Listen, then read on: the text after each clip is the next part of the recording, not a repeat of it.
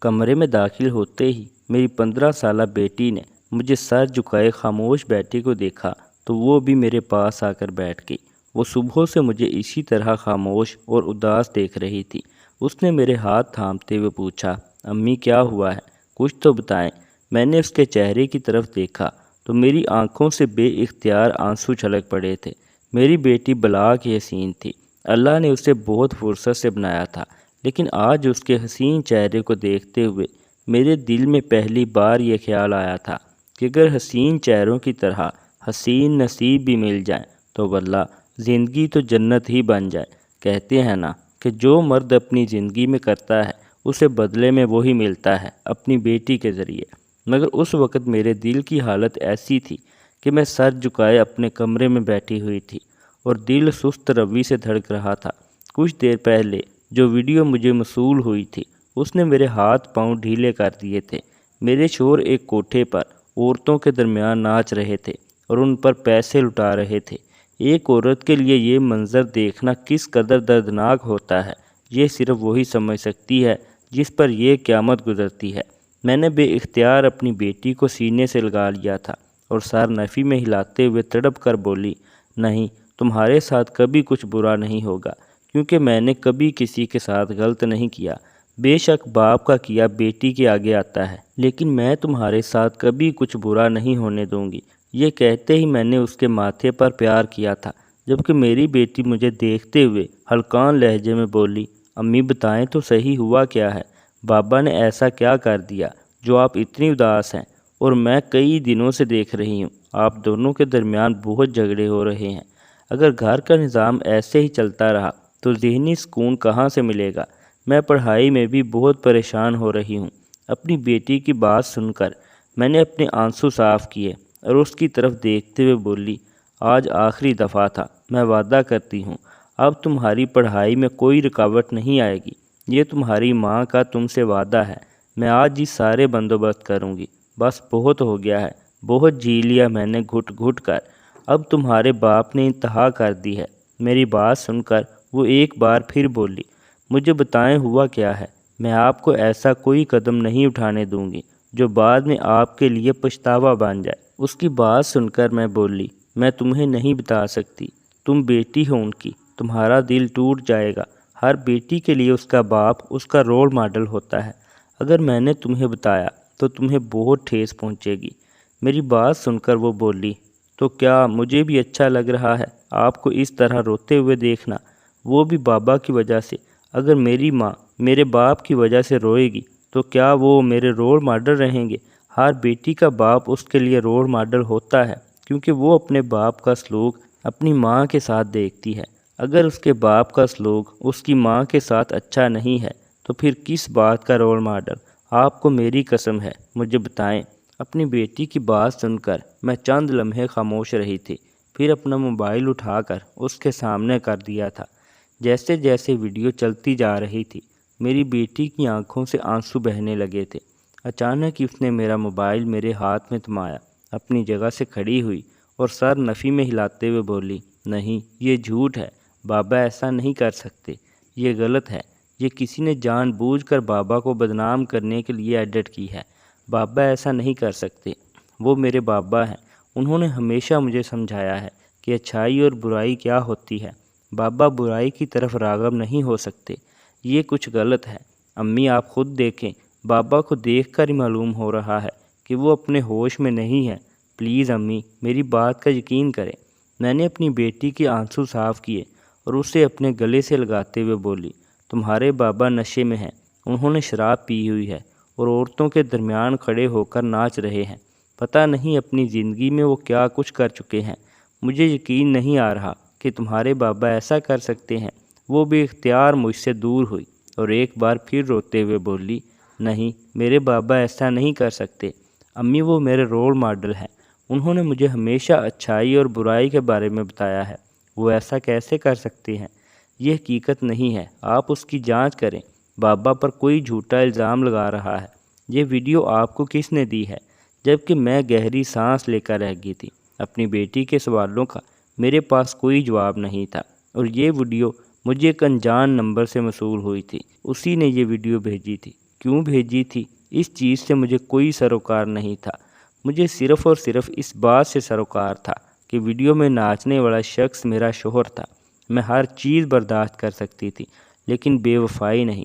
چند لمحے میں خاموش کھڑی رہی، پھر اپنی بیٹی کو دیکھتے ہوئے بولی، اپنے آنسو صاف کرو اور اپنے دل کو مضبوط کرو، جس طرح میں نے کیا ہے۔ ہاں، تکلیف ہو رہی ہے، دل پھٹ رہا ہے، لیکن حقیقت یہی ہے اور ہمیں اس حقیقت کو قبول کر کے آگے بڑھنا ہوگا۔ میں نے فیصلہ کر لیا ہے، میں تمہارے باپ سے طلاق لوں گی۔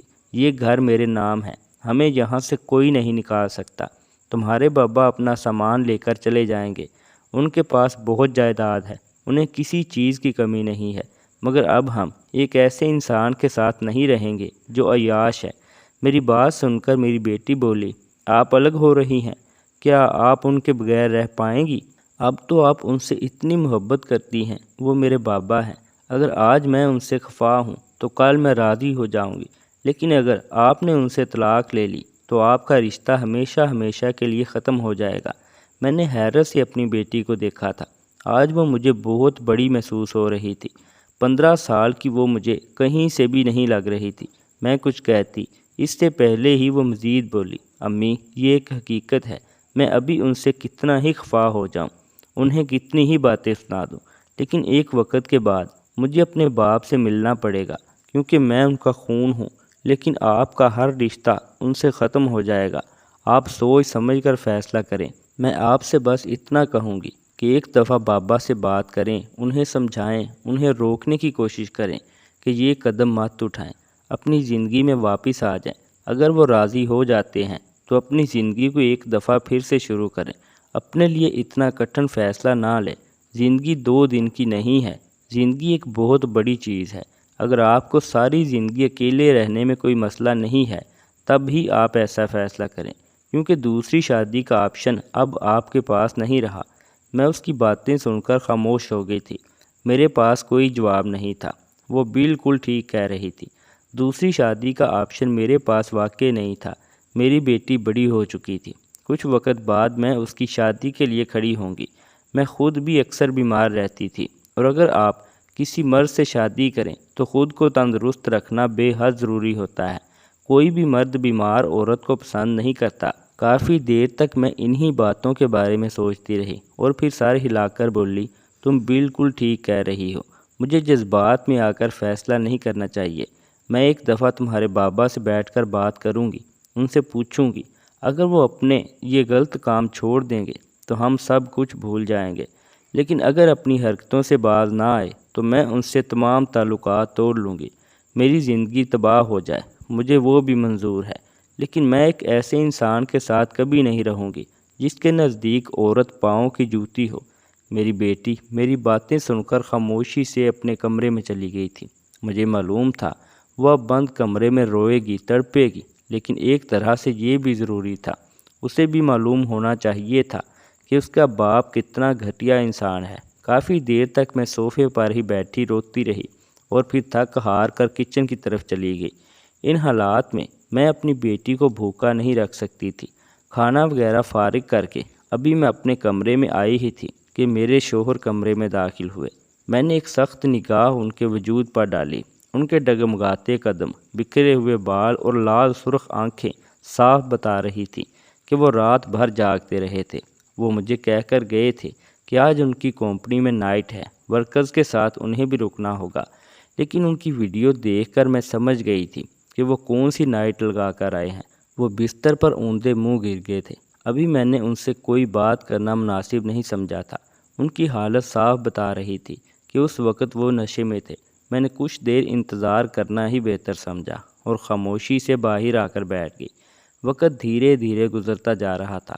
کچھ دیر بعد میری بیٹی میرے پاس آئی اور مجھے مجبور کرنے لگی کہ آپ بابا سے بات کریں، انہیں جگائیں، مگر میں نے اسے منع کر دیا۔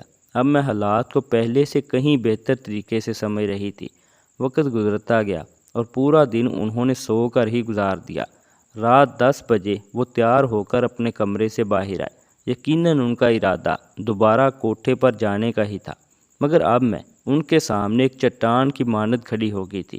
میں کچھ کہتی، اس سے پہلے ہی وہ مصروف انداز میں بولے، میں جا رہا ہوں، آج بھی نائٹ ہے، میں کل دوپہر تک واپس آؤں گا۔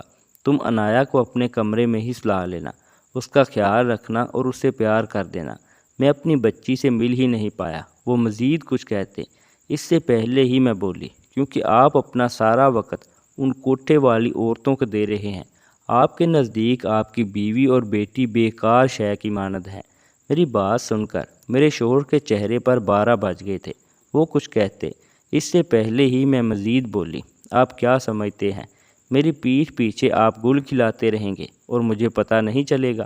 مجھے سب پتہ ہے آپ کے دماغ میں کیا شیطانی چل رہی ہے۔ سچ سچ بتائیں، یہ سب کیوں کر رہے ہیں آپ؟ کیا میں آپ کو خوش نہیں رکھتی؟ آپ کے حقوق ادا نہیں کرتی؟ آپ کی ایک 15 سال کی بیٹی ہے جو کچھ سال بعد شادی کے قابل ہو جائے گی۔ کیا آپ کو یہ کام کرتے ہوئے حیا نہیں آئی؟ اگر اتنی ہی جوانی آپ پر چڑھی ہوئی ہے تو دوسری شادی کر لیتے۔ یہ گناہ کیوں کر رہے ہیں؟ میری بات سن کر میرے شوہر میرے آگے ہاتھ جوڑ کر بولے، مجھے معاف کر دو، یہ سب مجھ پر جھوٹا الزام ہے، میں نے کچھ نہیں کیا۔ میں بے اختیار بولی، اگر جھوٹا الزام ہے تو معافی کیوں مانگ رہے ہیں؟ آپ نے کچھ غلط نہیں کیا نا؟ غلط بیانی تو میں کر رہی ہوں، پھر آپ معافی کیوں مانگ رہے ہیں؟ میں نے فوراً ہی ان کی بات پکڑ لی تھی۔ وہ یک دم بالکل خاموش ہو گئے تھے اور پھر میرا ہاتھ تھام کر بولے، میں پاگل ہوں، الٹے سیدھے کام کرتا رہتا ہوں، لیکن اب وعدہ کرتا ہوں دوبارہ ایسا نہیں ہوگا۔ وہ بس دوست لے گئے تھے، وہاں میں جانا ہی نہیں چاہتا تھا، پلیز غصہ تھوک دو۔ ان کی بات سن کر میں بولی، ابھی آپ کہاں جا رہے تھے؟ سچ سچ بتانا۔ وہ کچھ دیر خاموش رہے، پھر بولے، ابھی میں سچ میں کمپنی جا رہا تھا۔ یقین نہیں ہے تو تم ورکر میں سے کسی کو بھی کال کر کے پوچھ سکتی ہو۔ ان کی بات سن کر میں بولی، مجھے آپ پر بالکل بھروسہ نہیں رہا ہے، آپ کہیں نہیں جائیں گے، آپ کمپنی کے مالک ہیں، اگر آپ نہ بھی جائیں تو فرق نہیں پڑے گا، آپ یہیں رہیں گے اور مجھے یقین دلائیں گے کہ اب آپ ایسی گھٹیا حرکت نہیں کریں گے۔ میری بات سن کر وہ بولے، ہاں میں کہیں نہیں جاؤں گا، میں تمہارے پاس رہوں گا اور میں وعدہ کرتا ہوں دوبارہ ایسی غلطی نہیں ہوگی۔ میں تمہیں کیسے یقین دلاؤں؟ ان کی بات سن کر میں بولی، نہیں مجھے اب بھی آپ پر یقین نہیں ہے، آپ نے جو کیا ہے وہ قابل قبول نہیں ہے۔ میری بات سن کر وہ بولے، اچھا مجھے صرف اتنا بتاؤ، تمہیں کیسے پتہ چلا کہ میں کوٹھے پر جاتا ہوں؟ ان کی بات سن کر میں بولی، آپ کا سر درد نہیں ہے، آپ صرف اس بات کی فکر کریں کہ اب آپ دوبارہ یہ غلطی نہیں کریں گے۔ میں سچ بتا رہی ہوں انور صاحب، میں آپ کو چھوڑ دوں گی، آپ سے تمام رشتے ختم کر لوں گی۔ آپ کی بیٹی اب بڑی ہو رہی ہے، اس بارے میں سوچیں، بیٹی کے لیے اچھے رشتوں کے بارے میں سوچیں، ان گھنونی حرکتوں کے بارے میں نہیں۔ میری بات سن کر وہ بالکل خاموش ہو چکے تھے۔ کافی دیر تک میں انہیں سمجھاتی رہی تھی۔ میں نے ان پر کسی بھی قسم کا طنز یا طعنہ نہیں کسا تھا، بلکہ انہیں بہت ہی پیار اور محبت سے سمجھایا تھا۔ میری بیٹی بالکل ٹھیک بول رہی تھی، زندگی 2-4 دن کا نام نہیں ہے، زندگی گزارنا ایک بہت بڑی شے ہے۔ اگر ہم اس کو اسی طرح ضائع کر دیں تو انسان ہونے پر افسوس ہونا چاہیے۔ میں اپنی زندگی کو اس طرح ضائع نہیں کر سکتی تھی۔ میں بیٹے کی ماں نہیں تھی بلکہ بیٹی کی ماں تھی۔ کچھ عرصے بعد میری عنایا شادی کر کے اس گھر سے چلی جائے گی، پیچھے میں اکیلی رہ جاؤں گی۔ مجھے اپنے بڑھاپے کے بارے میں بھی سوچنا تھا، اسی لیے میں نے اپنے شوہر کو بہت ہی تحمل سے ہر ایک چیز کے بارے میں سمجھایا تھا۔ یہ کام کرنا کتنا بڑا گناہ ہے، اگر آپ یہ کام کریں گے تو زندگی کتنی مشکل میں آئے گی، آپ کو پتہ بھی نہیں چلے گا، آپ کی روزی میں فرق پڑے گا، آپ کی اولادیں بیمار ہو جائیں گی، آپ کی بیوی آپ سے خفا رہے گی، آپ کے گھر میں نحوست آ جائے گی۔ زنا کتنا بڑا عذاب ہے، قبر میں بھی سکون نہیں ملے گا۔ یہ دنیا ختم ہو جانی ہے لیکن آخرت تا حیات قائم رہے گی، اسی لیے دنیا سے بہتر اپنی آخرت کو سنوار لو۔ میری باتیں انہوں نے بہت سکون سے سنی تھی، اسی لیے میں اب پرسکون ہو گئی تھی، اس بات سے بے خبر کہ جس انسان کے دماغ پر گناہ کی لذت سوار ہو جائے، اس کو کتنا بھی سمجھا لیا جائے، وہ کبھی اپنی حرکتوں سے باز نہیں آتا۔ وقت دھیرے دھیرے گزرتا جا رہا تھا۔ پوری رات ہم دونوں میاں بیوی ایک دوسرے کے پہلو میں بیٹھے اسی سلسلے میں بات کرتے رہے تھے، اور فجر کی نماز ایک دوسرے کے ساتھ پڑھ کر ہم گہری نیند سو گئے تھے۔ اگلی صبح کا سورج پوری آب و تاب سے روشن ہوا تھا۔ پورا دن معمول کے مطابق گزرا تھا۔ عنایا نے اپنے باپ سے کسی بھی قسم کا سوال نہیں کیا تھا۔ وہ بالکل نارمل طریقے سے اپنے بابا کے ساتھ برتاؤ کر رہی تھی۔ میں نے اسے سختی سے منع کر دیا تھا کہ یہ ہم دونوں میاں بیوی کا معاملہ ہے، یہ ہم خود حل کر لیں گے۔ آپ اپنے بابا سے بالکل بدسلوکی سے بات نہیں کریں گی، بلکہ بالکل نرمی سے پیش آئیں گی۔ میری بیٹی بہت ہی سمجھدار اور سلیقہ شعر ہے۔ اس نے میری ہر بات کو اہمیت دی تھی اور اپنے باپ سے بالکل ویسی ہی رہی تھی جیسے اس کا اور اس کے باپ کا رشتہ تھا۔ شام کی سیاہی چاروں جانب پھیل چکی تھی۔ میں کمرے میں بیٹھی الماری صحیح کر رہی تھی جب میرا موبائل فون بجا تھا۔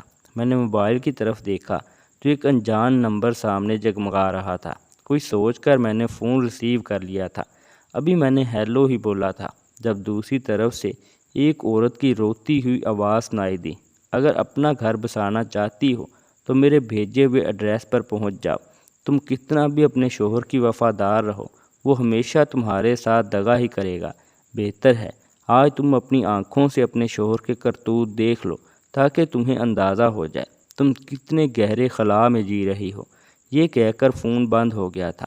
میں ہیلو ہیلو کہتی رہ گئی تھی، لیکن دوسری طرف سے لائن کاٹ دی گئی تھی۔ چند لمحے بعد ایک نمبر سے مجھے میسج وصول ہوا تھا جہاں پر پرانے شہر کی گلیوں کا راستہ لکھا ہوا تھا۔ میرا دل زور زور سے دھڑکنے لگا تھا۔ یہ وہی بدنام گلیاں تھیں جہاں پر کوٹھہ آباد تھا۔ کچھ دیر تک میں خاموشی سے اپنی جگہ پر ہی کھڑی رہی تھی۔ دھڑکتے دل کے ساتھ میں نے گھڑی کی طرف دیکھا تو رات کے 9 بج رہے تھے۔ کیا مجھے اس پہر ان گلیوں کا رخ کرنا چاہیے تھا؟ کیا یہ میرے لیے محفوظ تھا؟ ایک لمحے کے لیے میرے دل میں خیال آیا اپنی بیٹی کو ساتھ لے جاتی ہوں، لیکن میں نے فوراً ہی اپنے دماغ کی نفی کی تھی۔ نہیں، اگر واقعی میرے شوہر وہاں موجود ہوئے اور ان غلیظ حرکتوں میں ملوث ملے تب میں کیا کروں گی؟ میں اپنی بیٹی کے ساتھ ایسی جگہ پر نہیں جا سکتی تھی۔ ہم دونوں میاں بیوی کے درمیان لاکھ اختلاف سہی، لیکن میں ایک باپ اور بیٹی کا رشتہ برباد نہیں کرنا چاہتی تھی۔ میں نے خاموشی سے واش روم جا کر اپنا چہرہ صاف کیا تھا اور باہر آ کر چادر اوڑھ لی تھی۔ دل دھڑک رہا تھا، آنکھوں میں نمی چمک رہی تھی، مجھے شدید رونا آ رہا تھا۔ شادی کے اتنے سالوں بعد میرے شوہر میرے ساتھ ایسا کریں گے، میں نے خواب میں بھی تصور نہیں کیا تھا۔ میں اپنی بیٹی کے کمرے میں آئی تھی جو اپنی کتابیں لیے بیٹھی تھی۔ مجھے دیکھتے ہی حیران ہو کر بولی، آپ کہاں جا رہی ہیں؟ سب خیریت ہے؟ میں فوراً بولی، آ رہی ہوں کام سے، تم گھر کا اور اپنا خیال رکھنا، واپسی تقریباً 2 گھنٹے بعد ہوگی۔ میری بات سن کر وہ بولی، امی کیا ہوا ہے؟ آپ کافی اداس لگ رہی ہیں۔ اب تو بابا سدھر گئے ہیں، انہوں نے وعدہ کیا ہے کہ اب دوبارہ اس جگہ نہیں جائیں گے۔ پھر آپ اتنی خاموش کیوں ہیں؟ آنکھوں میں آنسو کیوں آئے ہوئے ہیں؟ اس کی بات سن کر میں نے اس کے سر پر ہاتھ رکھا تھا اور اس کو دیکھتے ہوئے بولی، جب چیزیں بگڑنے لگیں تو بہتر ہے کہ ان سے کنارہ کر لیا جائے۔ اس ڈر سے انسان کو نہیں رکنا چاہیے کہ آگے جا کر زندگی مشکل ہو جائے گی۔ بہتر یہی ہے کہ بروقت قدم اٹھا لیا جائے۔ میرے پاس ایک نمبر سے فون آیا ہے، تمہارا باپ اسی جگہ پر موجود ہے۔ میں جا رہی ہوں اس کو رنگے ہاتھوں پکڑنے، اور اگر مجھے وہ وہاں ملے تو میں ان سے طلاق لے کر آؤں گی۔ میری بات سن کر عنایا روتے ہوئے بولی، میری امی ایسا مت کریں، آپ کی زندگی برباد ہو جائے گی۔ میں بابا سے بات کروں گی، مجھے یقین ہے بابا میری بات نہیں ٹالیں گے، وہ مجھ سے بہت پیار کرتے ہیں۔ امی ایسا نہیں کریں، خدا کے لیے میری بات کو سمجھیں۔ جبکہ میں فوراً بولی، نہیں عنایا، اب حالات ایسے نہیں رہے کہ باتوں کو سمجھا جائے، اب حالات ایسے ہیں کہ فیصلہ لیا جائے۔ میں جا رہی ہوں، بس تم دعا کرو تمہارا باپ مجھے وہاں نہیں ملے، کیونکہ اگر وہ مجھے وہاں مل گیا تو دنیا کی آج کوئی بھی طاقت تمہارے باپ کو اور مجھے الگ ہونے سے نہیں روک پائے گی۔ یہ کہہ کر میں کمرے سے باہر آ گئی تھی۔ میری آنکھوں سے آنسو ٹپ ٹپ بہہ رہے تھے، مگر میں نہیں رکی تھی۔ دروازہ کھول کر میں گھر سے نکلتی چلی گئی تھی۔ دل کی دھڑکنیں اتنی شدت سے دھڑک رہی تھیں کہ ایک لمحے کے لیے مجھے ایسا محسوس ہوا کہ میرا دل اچھل کر حلق میں آ جائے گا۔ مین روڈ پر پہنچ کر میں نے رکشہ کیا تھا۔ میں نے جب ایڈریس بتایا تو رکشے والے نے مجھے حیرانگی سے دیکھا تھا، مگر میری حالت کے پیش نظر اس نے سوال کرنے سے گریز ہی کیا تھا۔ اس نے کرایہ کافی مانگا تھا، لیکن اس وقت میں اپنے ہوش میں نہیں تھی۔ مجھے صرف اور صرف اپنے مقام پر پہنچنا تھا۔ ایک لمبی مسافت طے کر کے وہ مجھے بدنام گلیوں کی نکڑ پر لے آیا تھا اور اب مجھے سوالیہ نگاہوں سے دیکھ رہا تھا۔ میں روتے ہوئے بولی، میں تمہاری شکر گزار رہوں گی اگر تم مجھے اس کوٹھے تک پہنچا دو۔ تم نے جو پیسے مانگے ہیں اس سے زیادہ دوں گی، اور اگر تم باہر ٹھہر گئے تو ٹرپل دوں گی۔ مجھے ابھی فی الحال مدد چاہیے۔ میری بات سن کر وہ بولا، بہن جی میں آپ کے ساتھ اندر تک چل لیتا ہوں۔ اندر رکشہ نہیں جا پائے گا، گلیاں پتلی ہیں۔ لیکن بہن جی آپ یہاں آئی کیوں ہیں؟ آپ تو مجھے کافی شریف گھرانے سے لگتی ہیں۔ یہ تو بہت ہی واہیات گلیاں ہیں۔ میں اسے بتانا چاہتی تھی ان گلیوں میں میرا شوہر ہے، یہاں سے تعلق ہمارا ہی ہے، لیکن میں چاہ کر بھی کچھ نہیں بول پائی تھی اور خاموشی سے رکشے سے اتر کر اندر کی طرف چلی گئی تھی۔ وہ رکشے والا میرے پیچھے پیچھے چلنے لگا تھا۔ ایک لمحے کے لیے دل کیا اسے روک دوں، لیکن شاید اس وقت مجھے ایک سہارے کی ضرورت تھی۔ گلیوں سے گزر کر ہم بڑی گلی میں داخل ہو گئے تھے۔ سامنے ہی وہ بڑا سا کوٹھا موجود تھا۔ سامنے ہی کئی لڑکیاں نامناسب لباس پہنے ہوئے کھڑی تھیں۔ شرم سے میری آنکھیں جھک گئی تھیں، لیکن کیا کرتی، مجبوری ایسی تھی کہ میں ٹھہر نہیں پائی تھی اور اس رکشے والے کو ہاتھ کے اشارے سے روک کر خود اندر چلی گئی تھی۔ دروازے کے پاس پہنچی تو اندر سے گانوں کی آواز آ رہی تھی، ڈھول کی تھاپ سنائی دے رہی تھی اور ساتھ ہی گھنگروں کی چھنکار۔ میرا دل رو پڑا تھا۔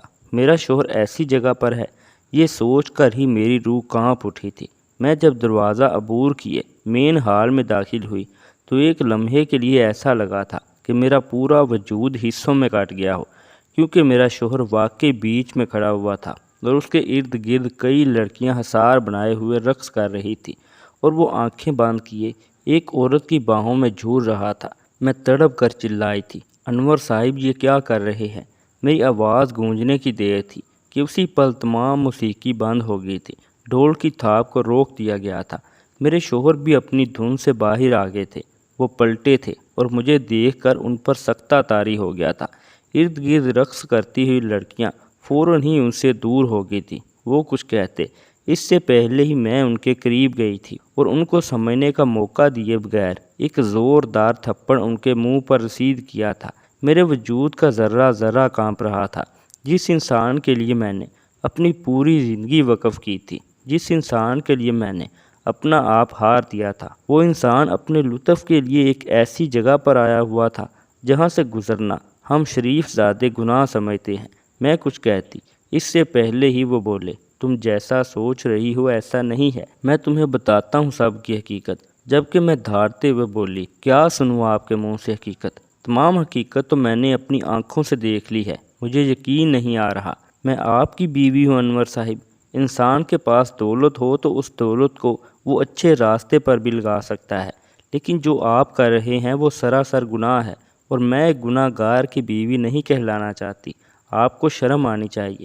اللہ نے آپ کو بیٹی عطا کی ہے، اور بیٹیوں کے باپ ہمیشہ سر جھکا کر رکھتے ہیں، اللہ کے سامنے عاجز بنے بیٹھے رہتے ہیں کہ کہیں خدا نہ خواستہ میری بیٹی کے نصیب میں مسائل نہ پیدا ہو جائیں، اور آپ یہ حرکتیں کر رہے ہیں۔ ابھی آپ کی بیٹی نے جوانی کی دہلیز پر قدم ہی رکھا ہے۔ میری بات سن کر وہ دھاڑ کر بولے، میری بیٹی کا نام یہاں مت لو، یہ ایک ایسی جگہ نہیں ہے جہاں پر میری بیٹی کا نام لیا جائے۔ میں غصے سے بولی، کیا یہ ایک ایسی جگہ ہے کہ آپ یہاں پر موجود ہوں، عورتوں کے درمیان کھڑے ہو کر رقص کر رہے ہوں؟ آپ کو حیا شرم نہیں آئی؟ بس میں آپ سے اب مزید کوئی بحث نہیں کرنا چاہتی۔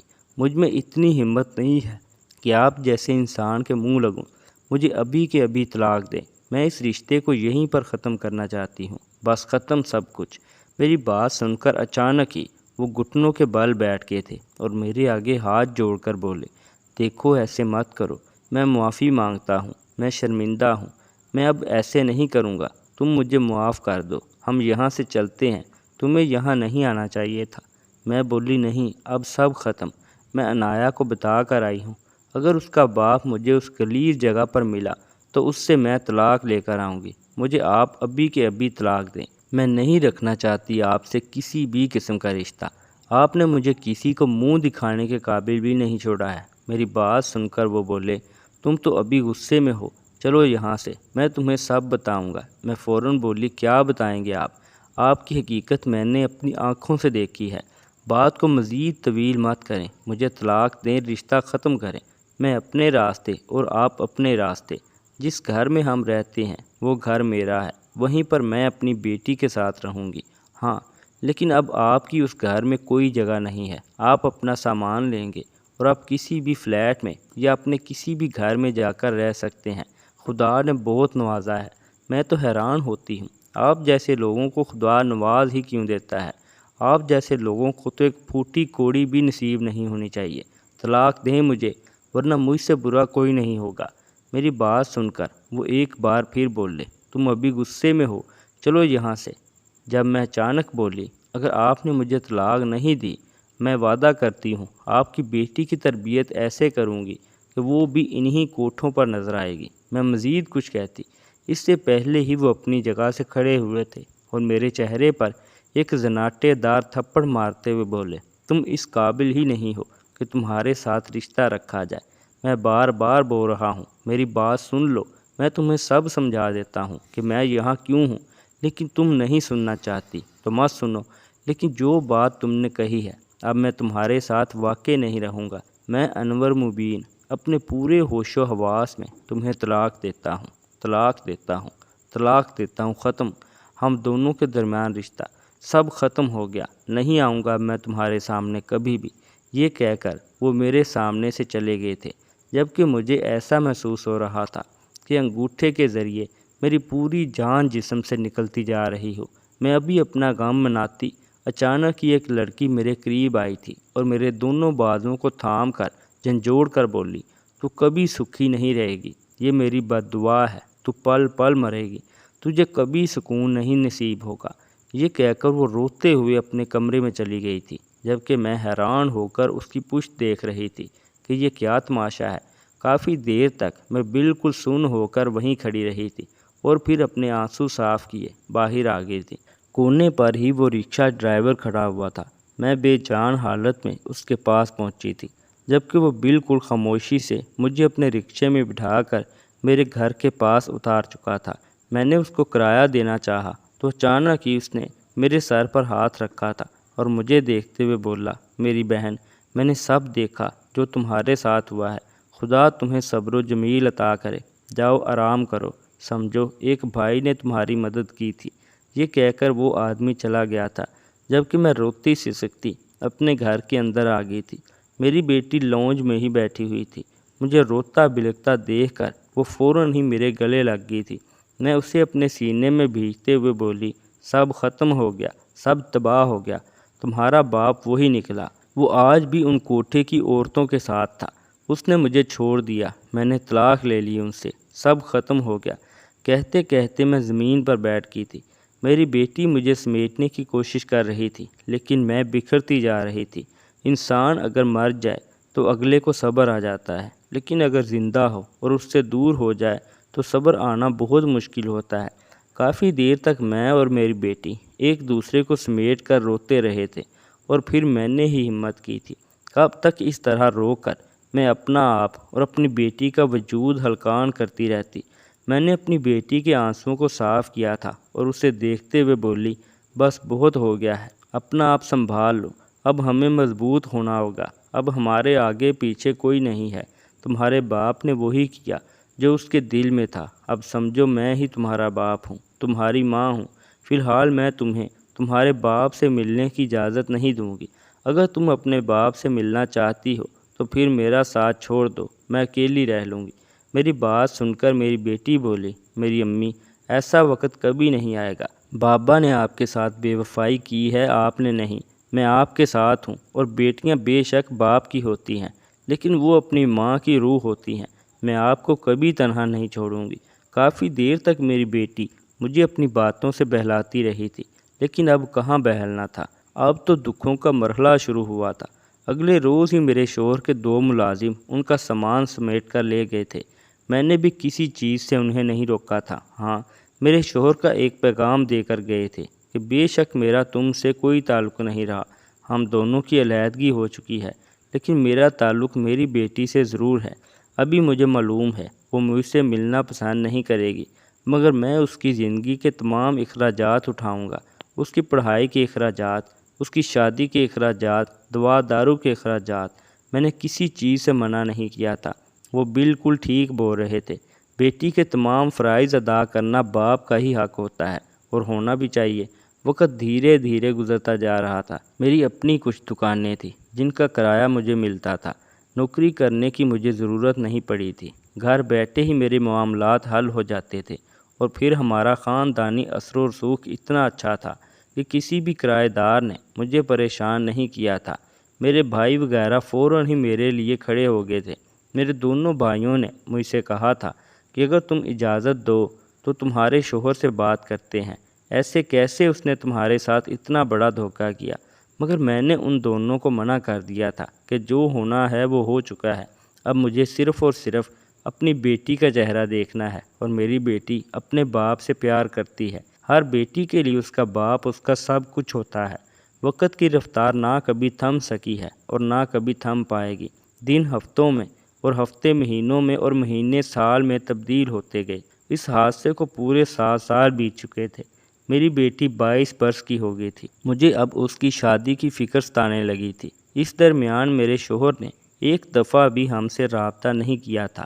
بس ہر مہینے وقت پر میری بیٹی کے اکاؤنٹ میں اس کے اخراجات کے پیسے آ جاتے تھے۔ اسی میں سے میں نے کئی پیسے جوڑے تھے جو اس کی شادی پر خرچ کرنے کا ارادہ رکھتی تھی۔ میرے بھائیوں کی بدولت رشتہ بہت ہی آسانی سے مل گیا تھا۔ لڑکا ڈاکٹر تھا اور بہت ہی اچھی فیملی تھی۔ آج میری بیٹی کا نکاح تھا۔ گھر میں کافی گہما گہمی مچی ہوئی تھی۔ 7 سال بعد آج مجھے میرے سابقہ شوہر کی شدت سے یاد آ رہی تھی۔ کاش وہ آج اپنی بیٹی کے اس خوبصورت دن پر اس کے ساتھ ہوتے۔ کاش وہ اپنی بیٹی کو اپنے ہاتھوں سے رخصت کرتے، اس کے نکاح نامے پر اپنے ہاتھوں سے دستخط کرواتے۔ لیکن ایسا نہیں ہوا تھا۔ وہ جیتے جی اپنی بیٹی سے دور تھے۔ میری بیٹی کا دل آج کافی اداس ہو رہا تھا۔ ہر بیٹی کے لیے یہ دن بہت ہی خوشی کا اور بہت ہی تکلیف کا ہوتا ہے۔ اس کی زندگی میں ایک ہم سفر شامل ہو رہا ہوتا ہے۔ اس کے نام کے آگے سے اس کے باپ کا نام ہٹا کر اس کے شوہر کا نام لکھا جا رہا ہوتا ہے۔ تو ہر بیٹی کی خواہش ہوتی ہے کہ اس کا باپ اس کے پاس ہو، لیکن ایسا نہیں ہوا تھا۔ مگر میں نے اپنی بیٹی کی تمام ذمہ داریاں ایک باپ کی طرح پوری کی تھی۔ مولوی صاحب نے جب نکاح کے لیے اس سے پوچھا تو وہ خوب روئی تھی۔ دبی دبی آواز میں اس کے منہ سے ایک ہی الفاظ ادا ہو رہے تھے، میرے بابا کو بلا دے۔ میرے شوہر کی ان حرکتوں کی سب سے بھاری قیمت میری بیٹی نے ادا کی تھی۔ باپ کے ہوتے ہوئے باپ کے لمس سے وہ محروم رہی تھی، مگر میں نے اسے سنبھال لیا تھا۔ قبول ہے بولتے وقت اس کے وجود کے ساتھ ساتھ میرا وجود بھی کپکپا اٹھا تھا۔ میری بیٹی آج اپنے گھر کی ہو گئی تھی۔ میں نے اپنا فرض ادا کر دیا تھا۔ ارادہ بھی صرف نکاح کا تھا، لیکن میری بیٹی کے سسرال والوں نے رخصتی کا شور کر دیا تھا، جس کی وجہ سے مجبوراً مجھے میری بیٹی آج ہی رخصت کرنی پڑی تھی۔ میرا دل خون کے آنسو رو رہا تھا۔ اسے اپنے گلے سے لگا کر دور کرنے پر ایسا لگتا تھا جیسے میرا دل پھٹ جائے گا، لیکن یہ دستور دنیا ہے۔ بیٹی پرایا دھن ہے، اسے جانا ہی ہوتا ہے۔ میری آنکھوں کے سامنے سے میری بیٹی ایک اجنبی لڑکے کے ساتھ رخصت ہو گئی تھی، اور میں بس اس کی جاتی ہوئی کار کو ہی دیکھتی رہ گئی تھی۔ میرے بھائیوں نے مجھے سنبھال لیا تھا۔ وقت دھیرے دھیرے گزرتا جا رہا تھا۔ ابھی میری بیٹی کو رخصت ہوئے 1 گھنٹہ ہی گزرا تھا کہ اچانک میرا موبائل فون بجنے لگا۔ میں نے فون پاس کر کے کان سے لگایا تو دوسری طرف سے میری بیٹی کی آواز گونجی۔ میں نے حیرت سے نمبر دیکھا۔ یہ نمبر تو کسی اور کا تھا۔ میں کچھ کہتی اس سے پہلے ہی وہ روتے ہوئے بولی، امی میں بات کر رہی ہوں، آپ کی بیٹی۔ میں فوراً بولی، کیا ہوا ہے؟ تم رو کیوں رہی ہو؟ وہ کپکپاتے لہجے میں بولی، جس انسان سے میری شادی ہوئی ہے وہ کوئی اور نہیں بلکہ بابا کا سوتیلا بیٹا ہے، یعنی ان کی دوسری بیوی کا بیٹا۔ کیا آپ نے جانچ پڑتال نہیں کی تھی؟ میں فوراً بولی، تم کیا بول رہی ہو بیٹی؟ میرا دل بند ہو رہا ہے۔ وہ بولی، میں کسی اور کے پاس نہیں، بابا کے پاس آئی ہوں۔ آپ کی اور بابا کی جو طلاق ہوئی تھی وہ بے معنی تھی، وہ مجبور تھے، انہوں نے آپ کو طلاق مجبوری کے تحت دی تھی۔ بابا کینسر کے مرض میں مبتلا ہیں۔ دراصل بابا اس کوٹھے پر اس لیے گئے تھے تاکہ اس جگہ کو بند کروا سکیں، لیکن وہاں موجود مالکن نے انہیں گھیر لیا تھا اور بلیک میل کیا تھا کہ اگر انہوں نے آپ سے رشتہ ختم نہ کیا اور وہ باقاعدہ اس کوٹھے کے حصے دار نہ بنے تو میری زندگی برباد کر دی جائے گی۔ ان کے کئی گروہ جگہ جگہ پھیلے ہوئے ہیں، مجھے اغوا کر کے مجھے بھی ایسے ہی کسی کوٹھے کی زینت بنا دیا جائے گا۔ جس عورت نے آپ کو بد دعا دی تھی، یاد ہے آپ کو؟ میں فوراً بولی ہاں یاد ہے۔